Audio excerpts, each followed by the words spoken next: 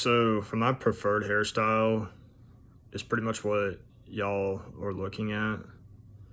Um, I feel like I keep it pretty conservative, just from, and I also have like my parents will get on to me like coming back. If I were to come back from school and it's been 2 3 months, and my dad sees my hair's long, he'd be like, "Hey, like it's time for you to get a haircut," blah blah blah.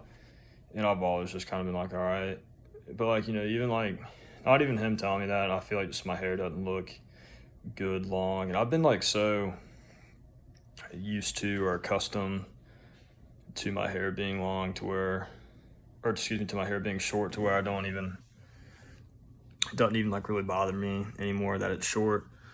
But like a background on me, I went to private school, like Catholic private school, pre-K through 8th grade, and then from I went to another Catholic private high school in Savannah, military high school, and but like I remember the piece from Caldwell 1991, a hair piece. It mentioned like black women getting kicked out of their school for braids. It kind of reminded me I remember like in 2nd grade, one of my good friends, he was black, his name Dennis Bailey. He had braids, and I remember like they mentioned to him getting them cut, and I guess it wasn't like an issue or anything. He did it, but I was just remembering like I feel like that looked natural for him, so it was kind of like unfortunate that had to happen. But at the same time, like I've been told to like by teachers there that my hair is getting too long, but so I feel like that was just kind of the what happened there. And especially like going through BC Benedictine military school, I went to high school, like we would always like people would get like detention or demerits and stuff for having long hair or not having shaved or anything like that. And I feel like if you do that for 4 years, it kind of like gets seared into your brain. Like if I feel like I need to shave now, it's because I feel like it's getting long. But I don't know, I just never really experimented with my hair. Grooming wise, I'll probably get a haircut like probably once a month, maybe once every 2 months.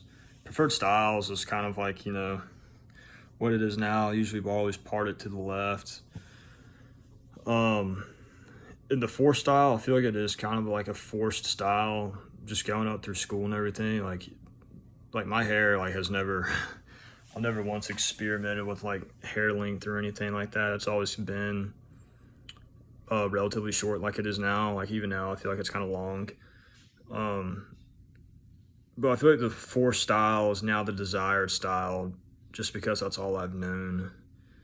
But at the same time, like I've seen my hair kind of long, and I'm like, I don't really think that is like my look. But like if y'all saw my dad and I like look similar, and but he's like, if my hair were to get long, he'd be like, all right, like it's time for you to cut your hair. And I feel like it's kind of like a ripple effect because his dad, my grandfather, was in the army growing up, and like my dad grew up in Germany on an army base. I feel like it's always just been like, all right, like this is how you're gonna look, no exceptions, like military lifestyle, and so yeah, and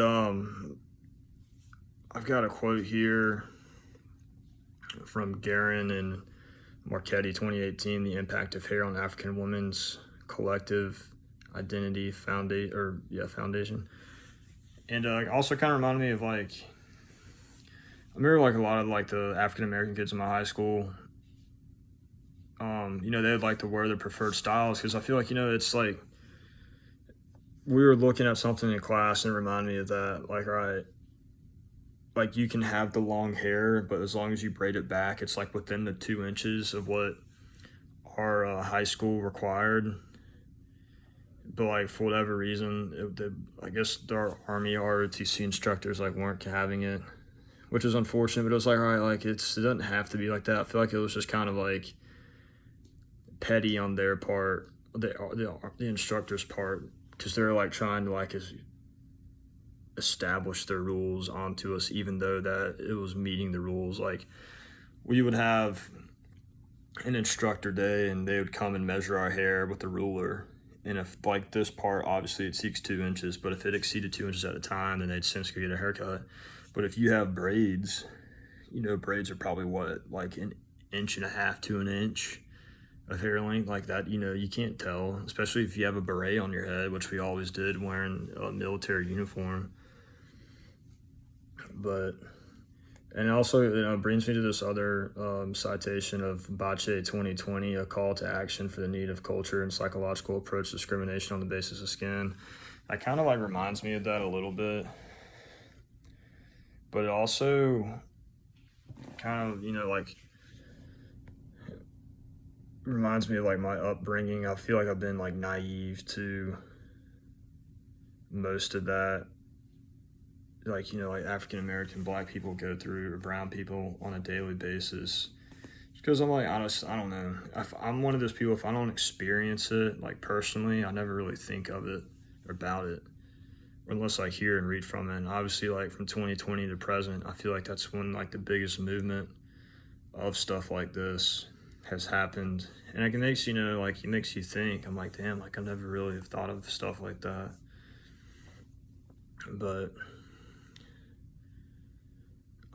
just reading this, my hair care is pretty basic. I don't, like I said, I don't do a whole lot to it. I probably wash it like once every couple days.